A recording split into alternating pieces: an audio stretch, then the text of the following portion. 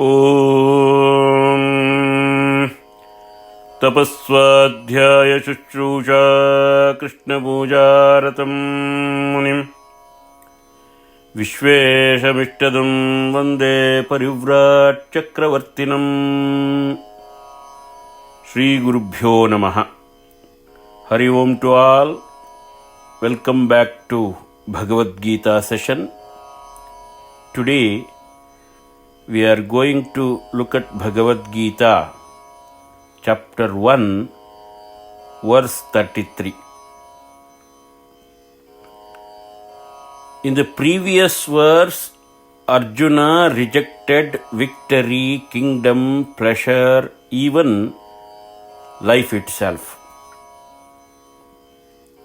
Now he gives the strongest moral reason behind that rejection. This verse is not emotional anymore. It is ethical. Arjuna asks a direct question to Krishna. How can killing our own elders ever be justified? Let us look at the shloka first. Bhagavad Gita, chapter 1, verse 33. Yeshamarthe kangshitam no rajyam bhogas sukhani cha तयिमेव स्थिता युद्धे प्राणान् त्यक्त्वा धनानि च. येषाम्,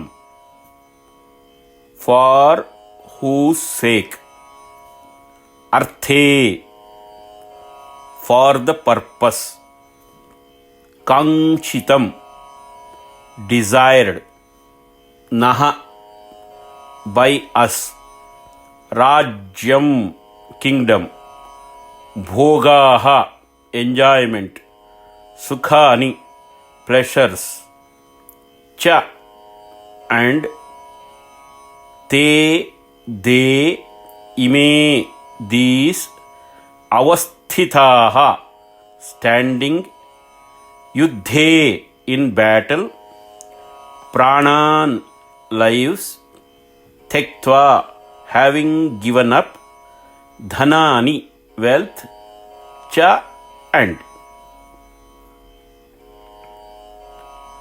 Simple meaning of this verse: those for whose sake we desired kingdom, pleasures, and happiness are standing here in battle, having already given up their lives and wealth.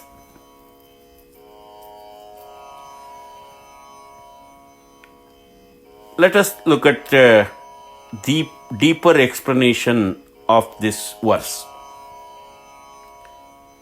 Yeshamarthe kangshitam no rajyam bhoga sukhani cha. For whose sake we wanted everything. By saying this, Arjuna reminds Krishna of something fundamental. Why do people want wealth, power, comfort, victory in their life? Answer: ultimately it is for family and loved ones. Arjuna says all our ambitions were for them, but they are here to die. That makes this war meaningless.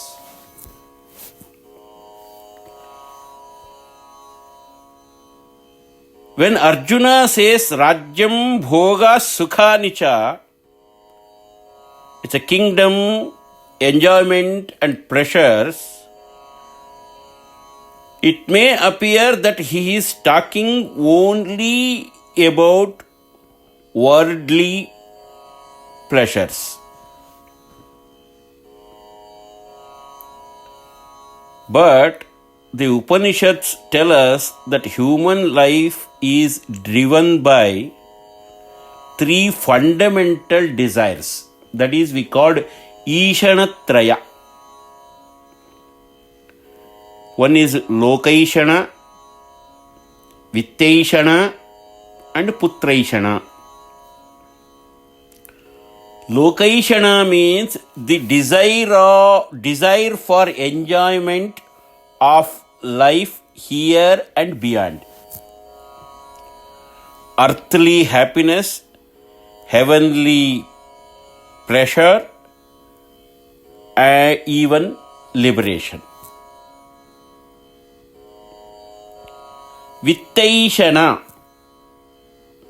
the desire for wealth, not merely for indulgence, but also for charity, righteous deeds, and securing spiritual merit.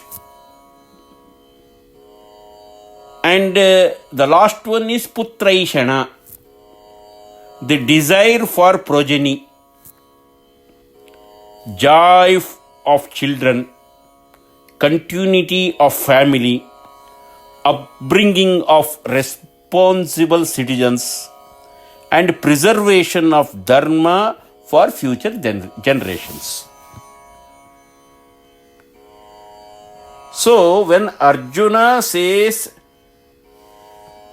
Rajyam Bhoga Sukhanicha, I do not want kingdom, pleasure, or happiness, he is not consciously rejecting all three Ishanas, because scriptures do not condemn these desires. They say as long as these three rule you, freedom remains distant. True freedom, it means moksha, begins when wealth is used, not worshipped. Relationships are loved, not possessed. Liberation is not demanded as reward. So, when Arjuna says, I do not need anything, he is not in alignment with Upanishad. He is talking like I don't need anything. This is not a mature Upanishadic renunciation. It is a momentary mental collapse. At this moment, Arjuna's thinking is linear and compressed. He is just thinking like a normal human being. Victory to kingdom, kingdom to pleasure, pleasures to family and happiness.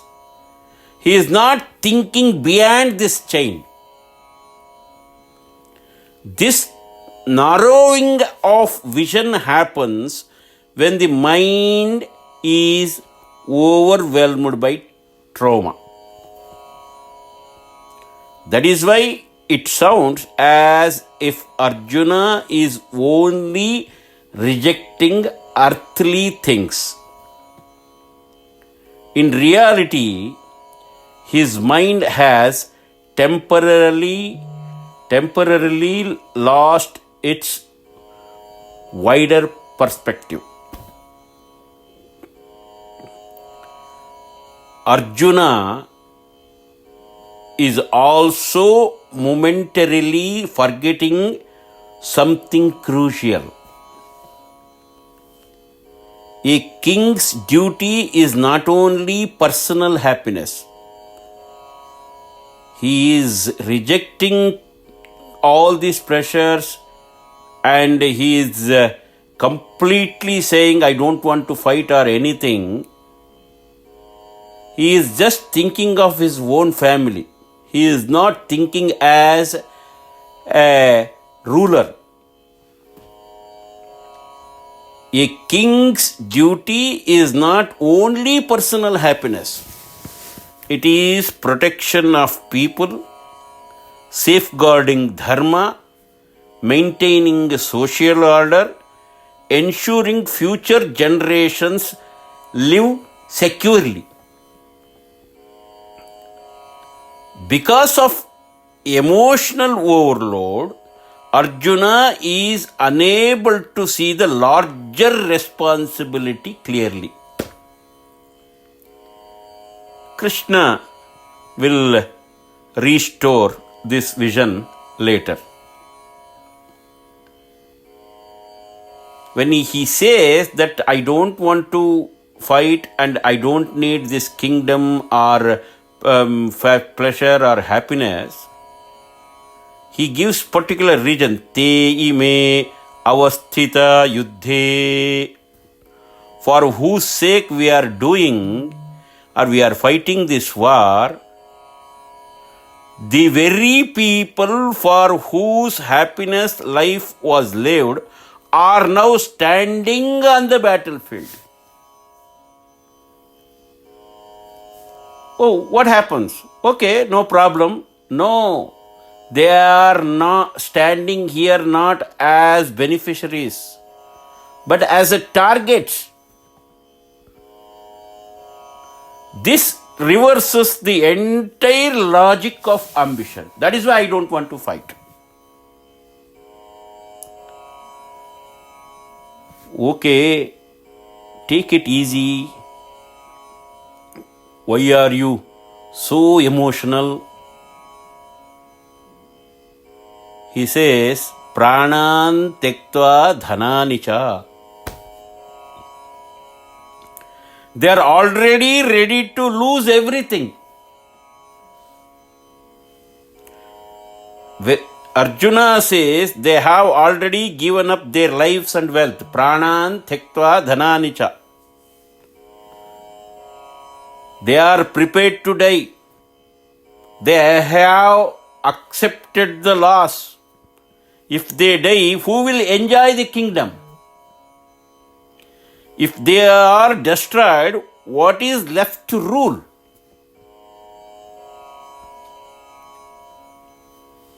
So, Arjuna has clearly had this thing in his mind when he says Pranan tektva dhananicha. These warriors are not worried about victory. These warriors are not worried about wealth. These warriors are not worried about survival.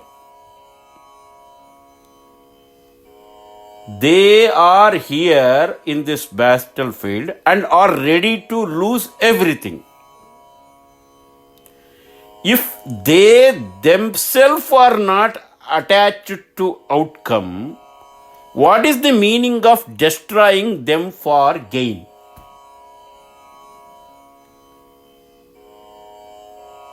This intensifies his ethical conflict. That is why he says, Krishna, I don't want to fight, I don't want to fight, I don't need anything. So, Arjuna's dilemma is this: people fight wars for kingdom and pressure. But those very people have renounced life and wealth.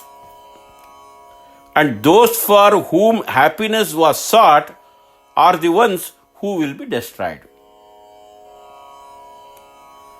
This contradiction makes the war feel purposeless.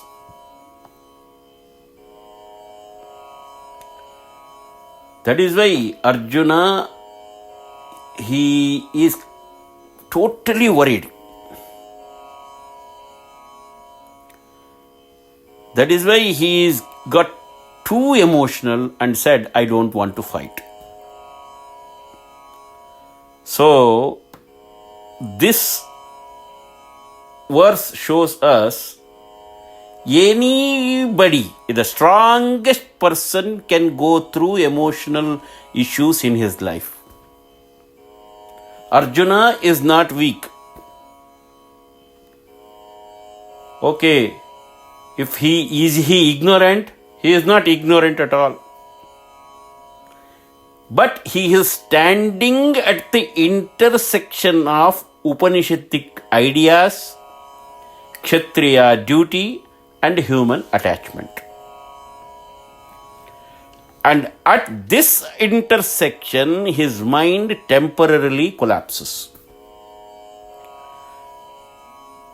That collapse is necessary because only after this can Krishna introduce clarity, balance, and dharma. Whatever the Arjuna is talking, this is no longer fear. As I said earlier, it is ethical collapse. Arjuna's mind time and again saying, if the purpose of success is destroyed, success itself becomes meaningless.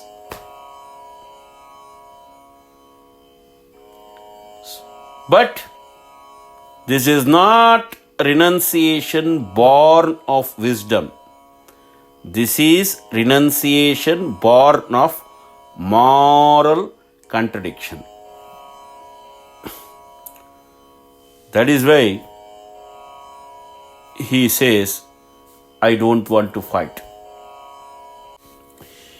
If we look this verse in a psychological angle, in psychology this is called value reversal.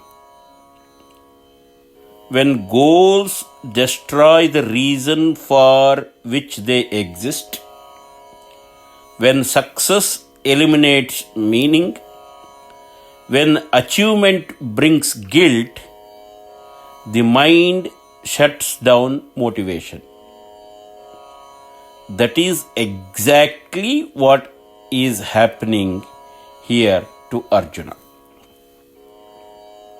Bhagavad Gita Chapter 1, verse 33 exposes the core contradiction of violence for gain. If those for whom we seek happiness must be destroyed to gain it, then happiness itself becomes hollow. Arjuna is not arguing like coward here. He is arguing like a conscience-driven human being. From the next verse onward, he will become even more specific and name exactly who these people are. That unfolds in next verse. God bless you all. Hari Om. Sarve bhavantu sukhinah. Sarve santu niramayah. Sarve bhadrani pashyantu. Ma kaschid dukha bhag bhavet. Om shantihi. Om shantihi. Om shantihi. Om sham.